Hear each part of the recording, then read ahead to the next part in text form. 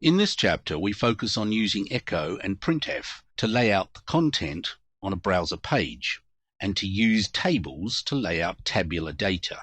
You'll hear a lot of nonsense about tables are bad. Tables are the HTML construct to lay out tabular data, but they're probably not the best way to lay out the design of a web page or a template though.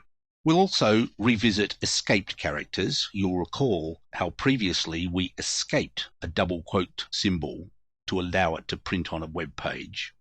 We'll also look at dates and formatting dates and times as we need them. We'll discover some more repetition control constructs other than while. We'll look at do while, for, and for each. And we'll use the SQL select construct to return a data set. We'll use repetition control to list the data and the where clause to return a subset of data. But before we start on the content of this chapter, we're going to address one of our security issues.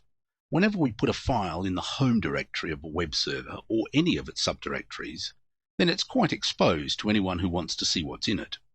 Our home directory is htdocs, so you need to treat everything in this directory, or under it, as potentially viewable by anyone who visits the site. In all of our scripts so far, which of course are in the htdocs directory or below, we've put in the MySQL server access details, including the password. We'll now create a more secure file to host the server access details and reference the file with a PHP include function. In the Files and Folders pane, find the examp directory, right-click it, and select New Directory. Name this new directory htconfig